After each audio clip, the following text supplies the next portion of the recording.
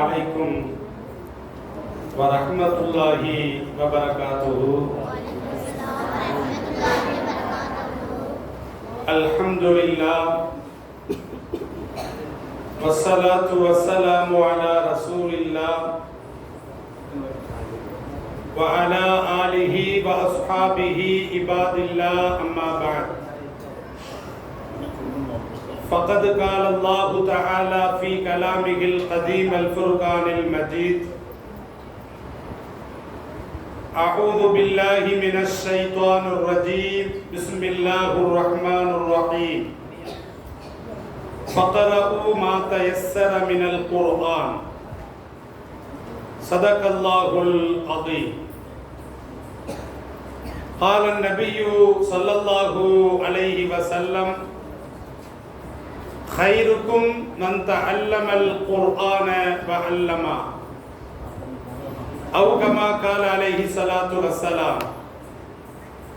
صدق النبي صلى الله عليه وسلم. அளவற்ற அருளாளன், நிகரற்ற நிறைந்த அன்பாளன், எல்லாம் வல்ல அல்லாஹுவின் திருப்பெயரை போற்றி அகில உலகத்திற்கு அற்புடையாக அருளப்பட்ட அண்ணல் நபிகள் நாயகம் ஸல்லல்லாஹு அலைஹி வஸல்லம் அவர்களை போற்றி எனது உரையை ஆரம்பம் செய்கின்றேன். அன்பிற்கினிய அல்லாஹுவின் நல்லடியார்களே, தாய்மார்களே, அன்பு சகோதரிகளே, மாணவ கண்மணிகளே, அல்லாஹுவின் மகத்தான கிருபையினால் புனிதமான இந்த மஜ்லிஸிலே இஸ்லாத்தை பற்றி, குர்ஆனை பற்றி, ஹதீஸை பற்றி பேசுவதற்கும் கேட்பதற்கும் அதன்படி அமல் செய்வதற்கும் எல்லாம் வல்ல அல்லாஹ் இத்தகைய மஜ்லிஸை நமக்கு ஏற்படுத்தி கொடுத்திருக்கிறார். அல்ஹம்துலில்லாஹ். அன்பிற்கினியவர்களே, மக்தப் மதரசாவினுடைய அவசியம், அது குறித்து சிறிது நேரம் பேசுவதற்காக வேண்டி மாநகர புறநகர ஜமாத்துல் உலமாவின் சார்பாக எமக்கு இந்த வாய்ப்பு அளிக்கப்பட்டிருக்கிறது. மக்தப் மதரசா அது இன்று நேற்று ஆரம்பிக்கப்பட்டது அல்ல.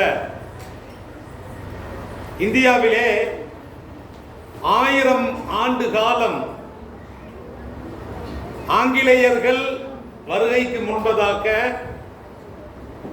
800 ஆண்டு காலம் முகலாயர்கள் ஆட்சி செய்தார்கள்.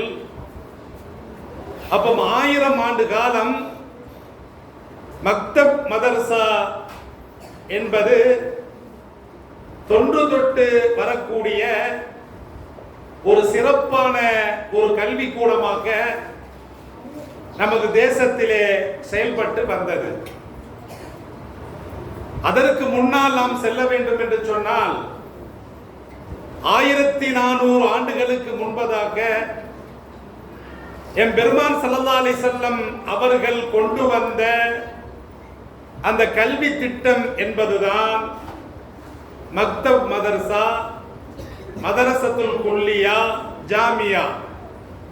அப்ப இதற்கெல்லாம் முன்னோடி அடிப்படை நாம் உயிரை விட மேலாக மதிக்கக்கூடிய நபி ஸல்லல்லாஹு அலைஹி வஸல்லம் அவர்கள் கொண்டு வந்த குர்ஆன் வழி கல்வி திட்டம்தான், நபி மொழி கல்வி திட்டம்தான், ஷரியாவுடைய கல்வி வழி திட்டம்தான் இந்த மக்தப் மதரசா என்பதை நாம் தெளிவாக புரிந்து கொள்ள வேண்டும். மக்காவிலே ஸல்லல்லாஹு அலைஹி வஸல்லம் அவர்களுக்கு வகி வருகின்ற பொழுது, வகி என்று சொன்னால் குர்ஆன், வகினா என்னது? குர்ஆன். அப்ப இறைவனுடைய அந்த செய்தி குர்ஆன் அப்ப இறங்கி வருகின்ற பொழுது ஸல்லல்லாஹு அலைஹி வஸல்லம் அவர்களால் யதார்த்தமாக வெளிப்படையாக அந்த குர்ஆனுடைய கருத்துக்களை சொல்ல முடியவில்லை. என்ன அந்த அளவுக்கு எதிர்ப்புகள் இருந்தன, பலமான எதிர்ப்புகள். ஸல்லல்லாஹு அலைஹி வஸல்லம் அவர்களுடைய உயிருக்கு உத்தரவாதம் கிடையாது, அச்சுறுத்தல்கள் இருந்தன. அப்ப ஸல்லல்லாஹு அலைஹி வஸல்லம் அவர்கள் மக்காவில்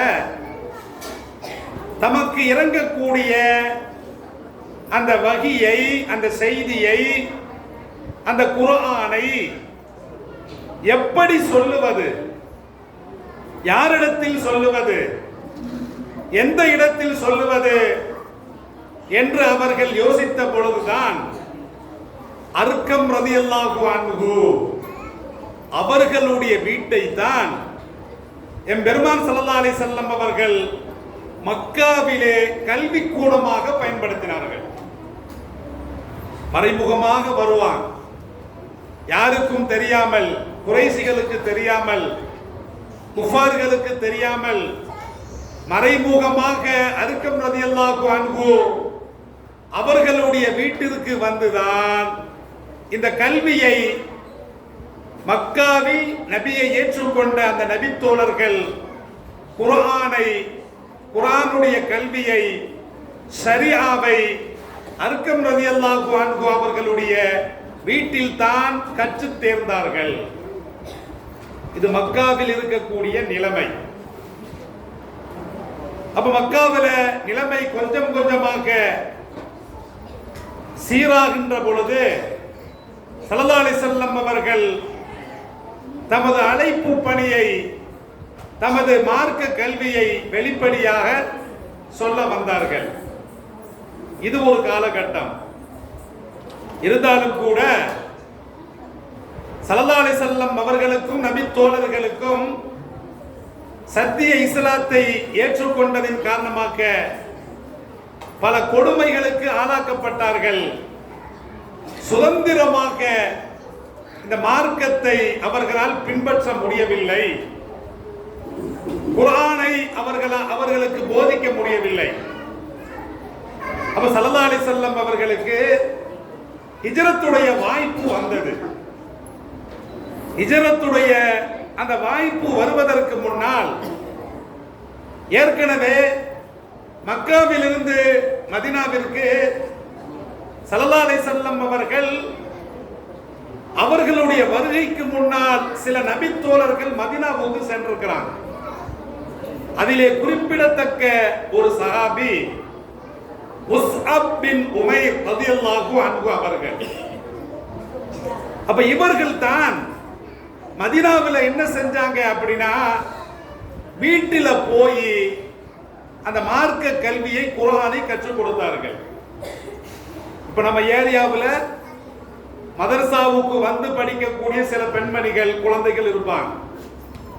அப்ப மதரசாவிற்கு வராத அந்த குழந்தைகளுக்கு மார்க்க அறிஞர்கள் வீட்டுக்கு வந்து கற்றுக் கொடுப்பார்கள்.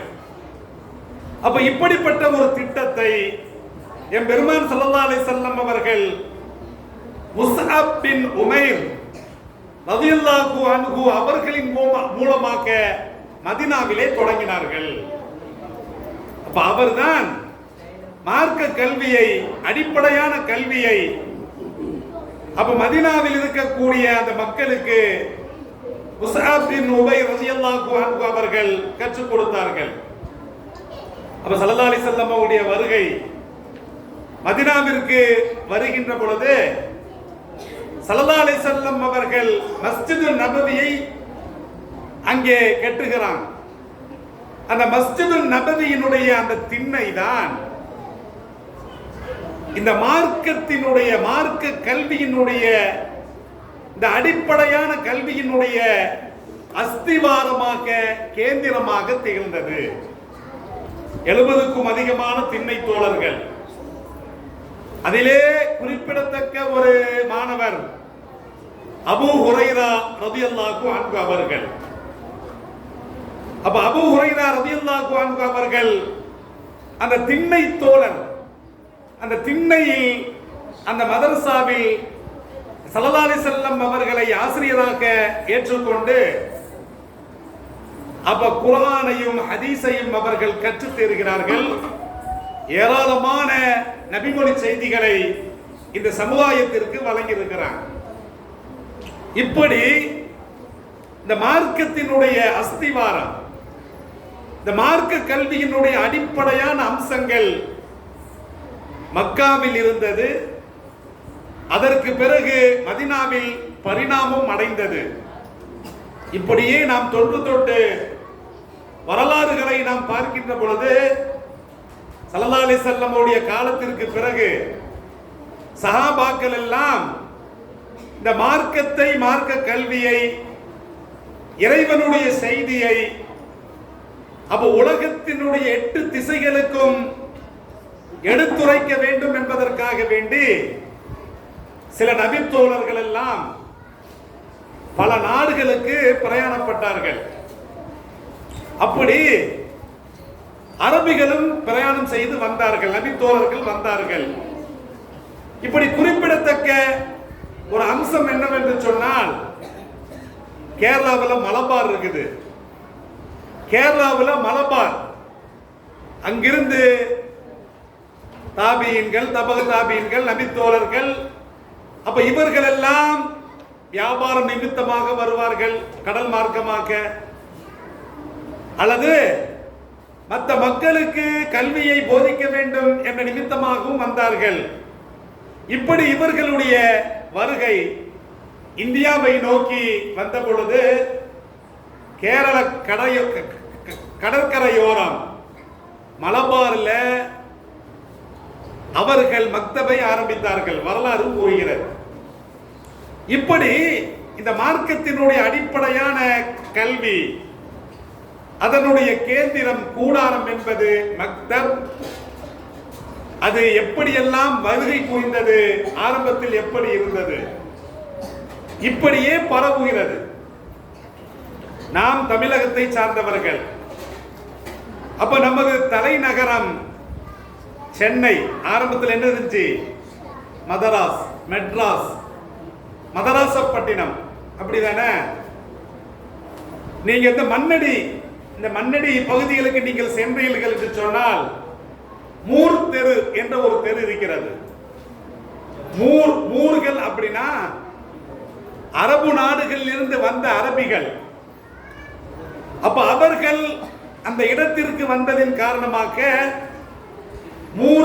மூர் தெரு என்று பெயர் மாறிவிட்டது. இந்த அரபிகள் என்ன செய்யறாங்க அப்படின்னா, அவர்களும் அந்த பகுதியில மக்தப் மதரசாவை ஏற்படுத்துகிறாங்க. குழந்தைகளுக்கு அடிப்படையான மார்க்க கல்வியை அவர்கள் கற்றுக் கொடுப்பதற்காக வேண்டி தாங்கள் இருக்கக்கூடிய வந்திறங்கக்கூடிய அந்த பகுதியில மதரசாக்களை, பல மதரசாக்களை அவர்கள் ஏற்படுத்துகிறாங்க. அப்ப தாங்கள் வாழ்ந்த அந்த பகுதியில், தங்களுடைய சுற்று வட்டார பகுதிகளில் மதரசாக்கள் பெறுகின்ற காரணத்தினால் மதரசா பட்டினம் என்று சென்னை ஆகிவிட்டது. இதுதான் அடிப்படை. மதரசா ஊர்னு அர்த்தம். மதரசா பட்டினம் என்னது? மதரசா ஊரு. இப்படி மதரசாக்களுடைய, மக்தபுகளுடைய அந்த வளர்ச்சியை நாம் பார்த்து கொண்டே வருகிறோம். இப்படியே வருகிறது. இந்த மக்தபினுடைய இந்த வளர்ச்சி எப்பொழுது தடுத்து நிறுத்தப்படுகிறது என்று நாம் பார்க்கின்ற பொழுது 1857 சிப்பாய் கழகம் ஒன்று நடக்கிறது. சிப்பாய் கழகம் ஒன்று நடக்கிறது. அதாவது இந்த சிப்பாய் கழகம் என்பதுதான் முதல் சுதந்திர போர். இதுல இஸ்லாமியர்கள் கலந்து கொண்டாங்க. இதெல்லாம் வரலாறுகள்ல இருக்காது, மறைக்கப்பட்ட வரலாறு. அப்ப இந்த சிப்பாய் கழகத்தில் ஆங்கிலேயர்களுக்கு எதிராக போராடியவர்கள் யாரு? முஸ்லிம்கள். அதிலும் குறிப்பாக நாம் சொல்ல வேண்டும் என்று சொன்னால், மதரசாக்களில் 1857 அந்த காலகட்டங்களில் மதரசாக்களில் ஓதிய மாணவர்கள், மதரசாக்களில் கற்றுக் கொடுத்த ஆலிம் பெருந்தகைகள் இவங்கள் தான் ஆங்கிலேயர்களுக்கு எதிராக அந்த சிப்பாய் கழகத்தை முன்னின்று நடத்துறாங்க. ஆலிம்கள்லாம் போராடுறாங்க. அப்போ ஆங்கிலேயர்கள் பார்த்தான். அப்ப அந்த சிப்பாய் கழகத்துல ஆங்கிலேயர்களுக்கு தோல்வி ஏற்பட்டது. அப்ப புறமுதுகை காட்டு ஓடினார்கள். அப்ப அவங்க யோசிக்கிறான், நமக்கு எதிராக இந்த உலமாக்கள் இவர்கள் நமக்கு எதிராக போராடுகிறார்களே, அப்ப இவர்களை சமாளிக்க முடியவில்லையே, அப்ப இவர்களை அழிப்பது எப்படி, இவர்களை கட்டுப்படுத்துவது எப்படி, அப்ப இவர்களுக்கு பின்னால் முஸ்லிம்கள் இருக்கிறார்கள், இந்த முஸ்லிம்களை அழிப்பது எப்படி? அப்ப ஆங்கிலேயர்கள் அவர்கள் சூழ்ச்சி செய்கிறார். இப்படி அவர்கள் சூழ்ச்சி செய்கின்ற பொழுதுதான் இந்த லார்டு மெக்காலே என்பவன் ஒரு சூழ்ச்சி செய்கிறான். என்ன சூழ்ச்சி செய்கிறான்? இந்த உலமாக்கள், மதரசாக்கள், மக்தபுகள், அப்ப மக்தபில் பயிலக்கூடிய மாணவர்கள், இந்த முஸ்லிம்கள் இவர்கள் இருக்கிற வரைக்கும், உறுதியாக இருக்கிற வரைக்கும் நாம் நமது ஆளுமையை இந்த தேசத்தில் செலுத்த முடியாது, இந்த தேசத்தை அடிமைப்படுத்த முடியாது, இவங்கெல்லாம் அழிக்கணும், உலமாக்களை அழிக்கணும், அப்போ முஸ்லிம்களை அழிக்கணும், அப்ப மதரசாக்களை அழிக்க வேண்டாம் அப்படின்னு ஒரு திட்டத்தை போடுறான். திட்டத்தில் போடும் பொழுது ஒரு சூழ்ச்சி செய்யறான். என்ன அவன் சொல்றான்னா, முஸ்லிம்கள் பிறப்பால் இந்தியர்களாக இருக்க வேண்டும், கலாச்சாரத்தால், கல்வியால், கலாச்சாரத்தால், நடவடிக்கைகளால் அவர்கள் கிறிஸ்துவர்களாக மாற வேண்டும். இந்திய தேசத்தில் பிறக்கிறாங்க, இருக்கிறாங்க இந்தியர்கள். ஆனா கல்வி என்று பார்க்கின்ற பொழுது மதரசாவில் கல்வி கற்கிறாங்க, இஸ்லாமிய கலாச்சாரத்தை பின்பற்றுறாங்க. அப்ப அந்த கல்வியால், கலாச்சாரத்தால் அப்ப இவர்களை கிறிஸ்துவர்களாக மாற்ற வேண்டாம். அப்ப என்ன செய்யறது என்று அவர்கள் யோசித்த பொழுதுதான் என்ன செஞ்சான்னா, மதரசாக்களை ஃபுல்லா அழிக்கணும் அப்படிங்கிற வர்றான். என்ன செய்யணும்? இந்த மதரசாக்கள் தான் இஸ்லாத்தினுடைய கேந்திரமாக இருக்கிறது, இஸ்லாமிய கலாச்சாரத்தின் கூடாரமாக இருக்கிறது. அப்ப இஸ்லாமிய கலாச்சாரத்தை அழிக்க வேண்டும் என்று சொன்னால் இந்த மதரசாக்களை அழிக்க வேண்டும், மதரசாவில் கற்றுக் கொடுக்கக்கூடிய அந்த உலமா பெருமக்களை அழிக்க வேண்டும் என்ற ஒரு திட்டத்தை அவன் போடுகின்றான்.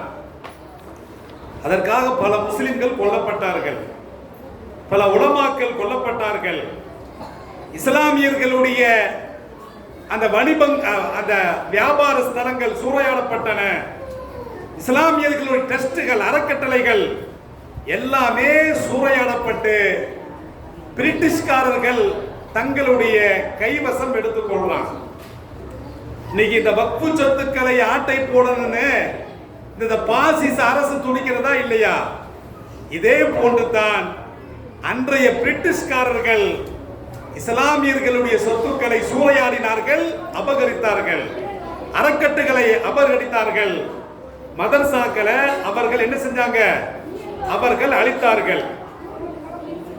இப்போ ஒரு பக்கம் ஆலிம்கள், உலமாக்கள் கொல்லப்படுறாங்க, மதரசாக்கள் அழிக்கப்படுகிறது, இஸ்லாமியர்களுடைய அந்த சொத்துக்கள் அங்கே கையகப்படுத்தப்படுகின்றன.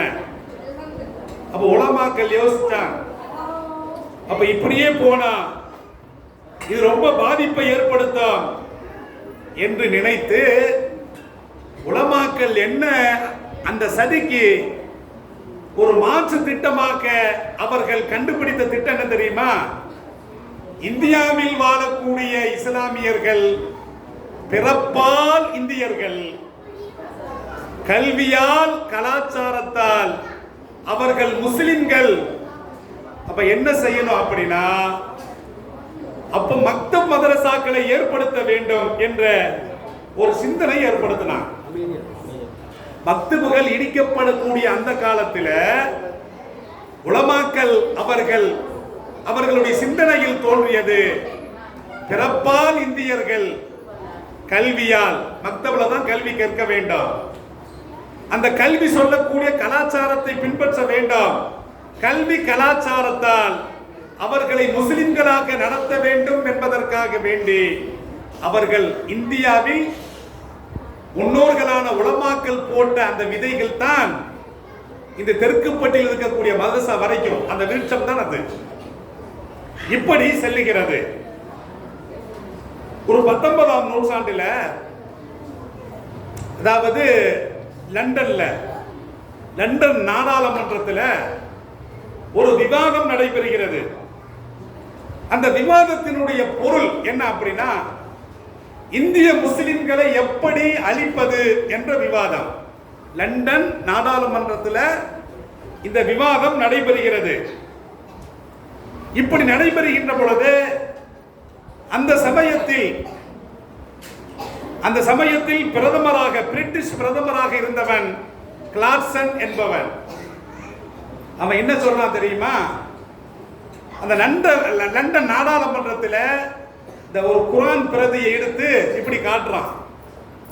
நாடாளுமன்ற உறுப்பினரிடத்தில் இந்த குர்ஆனுடைய அந்த பிரதியை எடுத்து இப்படி காட்டி, இந்த கையில் குர்ஆன் இருக்கிறது, இந்த குர்ஆன் இருக்கிற வரைக்கும் முஸ்லிம்களை ஒன்றுமே செய்ய முடியாது. என்ன சொல்ல வர்றான்? இந்த குர்ஆனை அழிச்சாதான் இஸ்லாமியர்களை அழிக்க முடியும். அப்ப இந்த குர்ஆனை அழிக்க வேண்டும். குர்ஆனை கற்றுக் கொடுக்கக்கூடிய உலமா பெருமக்களை, மார்க்க அறிஞர்களை அழிக்க வேண்டும். மூன்றாவது, இந்தியாவில் நமக்கு எதிராக ஆர்ப்பாட்டம், போராட்டங்கள், அந்த ஜிஹாதுடைய சூழ்நிலை நிலவுகிறது, அதற்கும் தடை செய்ய வேண்டாம். இந்த 3 கோரிக்கைகளை வைக்கிறான். குர்ஆனை எரிக்க வேண்டும், குர்ஆனை கற்றுக் கொடுக்கக்கூடிய உலமா பெருமக்களை அழிக்க வேண்டும், நமக்கு எதிரான அந்த போராட்டம், சுதந்திர போராட்டம், அது இந்தியாவில் தலை தூக்குகிறது, அதை கட்டுப்படுத்த வேண்டும். இந்த 3 அம்ச கோரிக்கைகளை நாடாளுமன்றத்தில் வைக்கப்படுகிறது. இவன் பேச்ச கேட்டு இந்தியாவில் என்ன நடந்தது தெரியுமா? அந்த சமயத்தில் 3 லட்சம் குர்ஆன் பிரதிகள் எரிக்கப்பட்டன. எத்தனை? 3 லட்சம் குர்ஆன் பிரதிகள் நம் தேசத்தில் எரிக்கப்பட்டன. அந்த குர்ஆனை கற்றுக் கொடுக்கக்கூடிய அந்த மார்க்க அறிஞர்கள் எத்தனை பேர் தூக்கில் போடப்பட்டார்கள் தெரியுமா? 14,000 உலமாக்கள் தூக்கில் போடப்பட்டார்கள். எத்தனை பேரு? 14,000. 3 லட்சம் குர்ஆனை எரிச்சான்.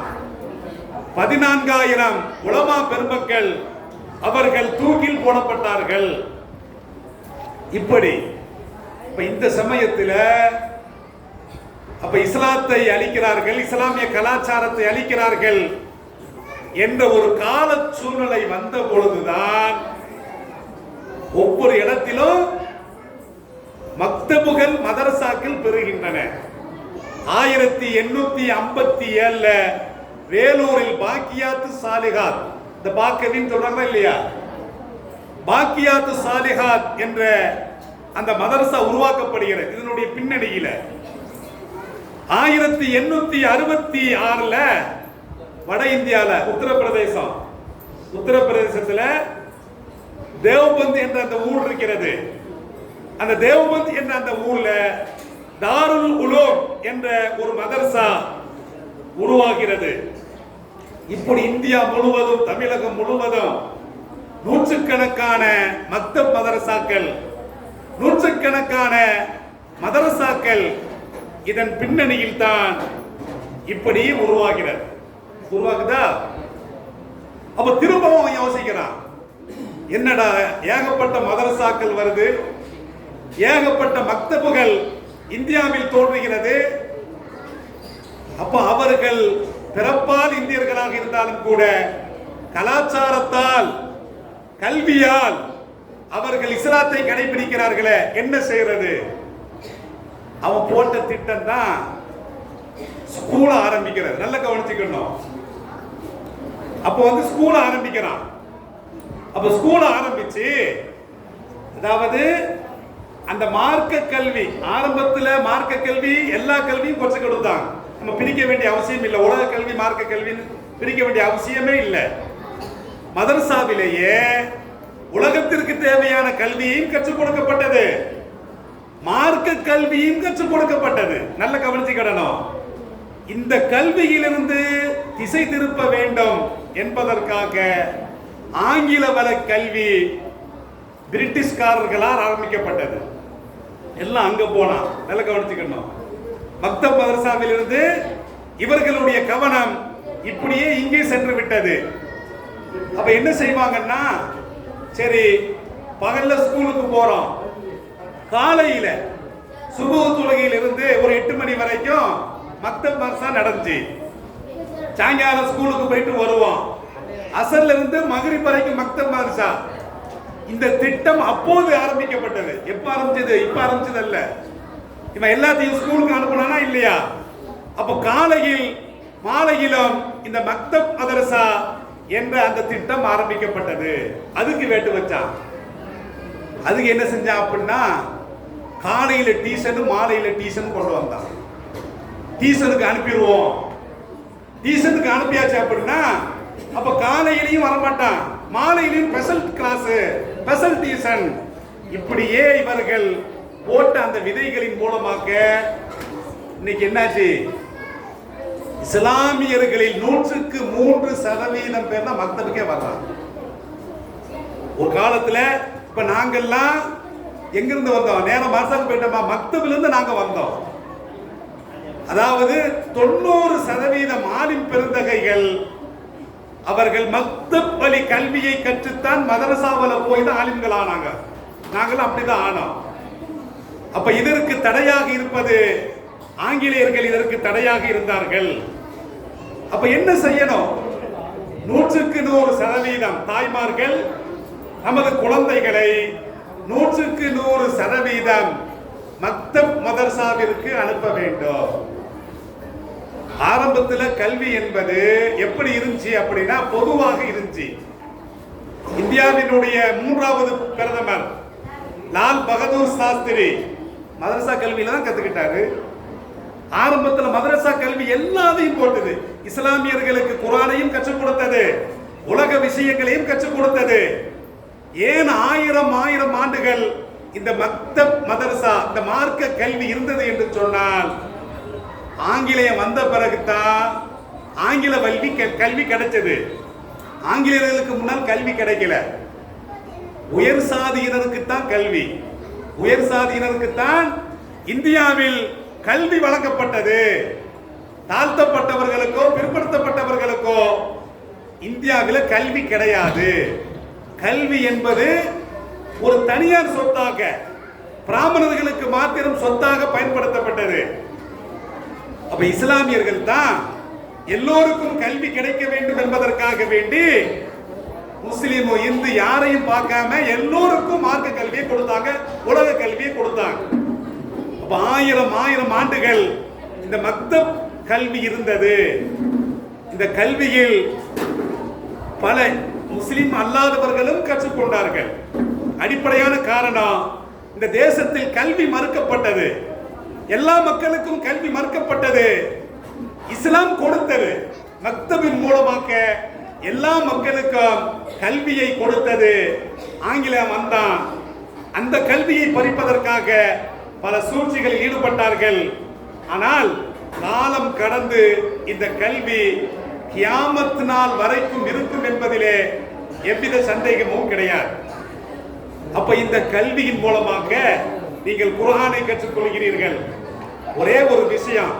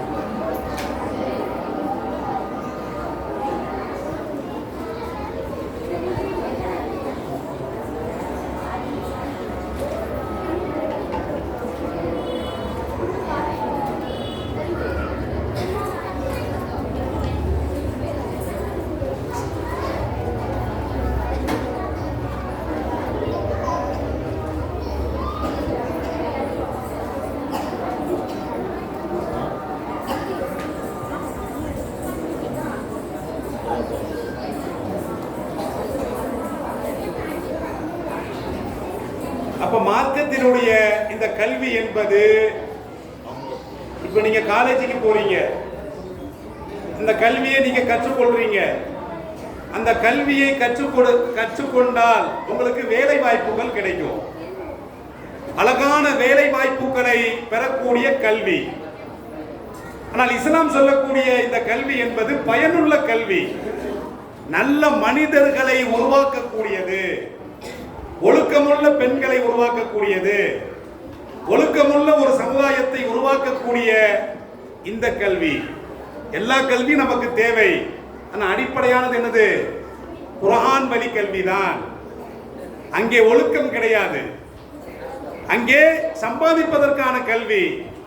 ஆனால் நீங்கள் வாழ்க்கையில் குழந்தைகளாக இருக்கக்கூடிய நீங்கள், ஒரு தாய்க்கு மகன்களாக இருக்கக்கூடிய நீங்கள் மகான்களாக ஆக வேண்டும் என்று சொன்னால் இந்த மார்க்க கல்விகளை தான் இருக்குது. எனவே இந்த மார்க்க கல்வி, குர்ஆன் கல்வி என்பது காலத்தால் அழிக்க முடியாத கல்வி. இந்த கல்வி அவசியம். அப்ப மக்தப் மதரசாவுக்கு நீங்க முக்கியத்துவம் கொடுக்கணும். நீங்க ஸ்கூலுக்கும் போகலாம், காலேஜுக்கும் போகலாம், வேண்டான்னு சொல்லல.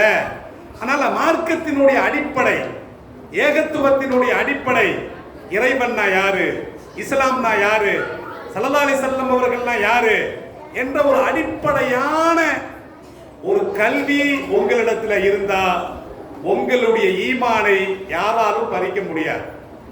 இன்னைக்கு இஸ்லாமியர்கள் பிறப்பால் இந்தியர்களாக இருந்து வாழ்க்கையால் கிறிஸ்துவர்களாக இந்துக்களாக மாறுவதற்கு என்ன காரணம் அப்படின்னா, மக்தப் மதரசா வழி கல்வி அவர்களிடத்திலே இல்லாமல் போகின்ற காரணத்தினால்தான் இப்படிலாம் போறாங்க.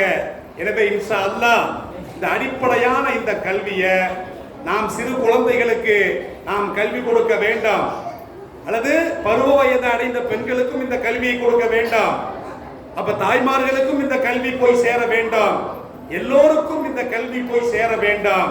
அப்ப குர்ஆன் தான் அடிப்படையானது, ஸல்லல்லாஹு அலைஹி வஸல்லம் அவர்களுடைய வாழ்க்கை தான் அடிப்படையானது. எனவே இந்த கல்வியை நாம் உயிருக்கு மேலாக மதித்து நாம் அடிப்படையான இந்த கல்வியை நாம் கற்க வேண்டும், கற்றுக்கொள்ள வேண்டும். ஸல்லல்லாஹு அலைஹி வஸல்லம் அவர்கள் சொல்லுகின்ற பொழுது, கைருக்கும் மன் தஅல்லமல் குர்ஆன வ அல்லமா, உங்களில் சிறந்தவர் குர்ஆனை தானும் கற்று அதை பிறருக்கும் கற்றுக் கொடுப்பவரே என்று ஸல்லல்லாஹு அலைஹி வஸல்லம் அவர்கள் சொல்றாங்க. அப்ப நீங்கள் குர்ஆன் வழிப்படி நடந்தால் இந்த குர்ஆன் நாளை உங்களுக்கு சிபாரிசு செய்யும் என்பதனை ஸல்லல்லாஹு அலைஹி வஸல்லம் அவர்கள் சொல்லி காட்டுறாங்க. எனவே மக்தபை நீங்க எந்த காலத்திலும் விடக்கூடாது. தாய்மார்கள் தங்களுடைய குழந்தைகளை இன்ஷா அல்லாஹ் இன்னும் கூடுதலாக யார் யாரெல்லாம் அனுப்பவில்லையோ தங்களுடைய குழந்தைகளை நீங்க மக்தபுக்கு அனுப்பி வைக்கணும். இப்படி அனுப்பி வச்சா இந்த குழந்தை நாளைக்கு உங்களுக்காக துஆ செய்யும். இந்த குழந்தை இஸ்லாத்திலிருந்து தரம் புரண்டு செல்லாது. இந்த குழந்தை நீங்கள் மரணித்த பிறகும் உங்களுடைய மன்னரை வாழ்க்கைக்கு நன்மை சேர்க்கும். எனவே எல்லாம் வல்ல அல்லாஹ் இந்த மதரசாவை கியாமத் நாள் வரைக்கும் தொன்று தொட்டு நிலைக்க செய்வானாக. அதற்காக யாரெல்லாம் உறுதுணையாக இருக்கிறார்களோ அவர்களையும் எல்லாம் வல்ல அல்லாஹ் ஏற்றுக்கொள்வானாக. இன்ஷா அல்லாஹ் அடிப்படையை நாம் விடக்கூடாது. எல்லாம் வல்ல அல்லாஹ் அதற்கு கிருபை செய்வானாக. வாஹிர் தஅவானா அல்ஹம்துலில்லாஹி ரப்பில் ஆலமீன். அஸ்ஸலாமு அலைக்கும் வரஹ்மத்துல்லாஹி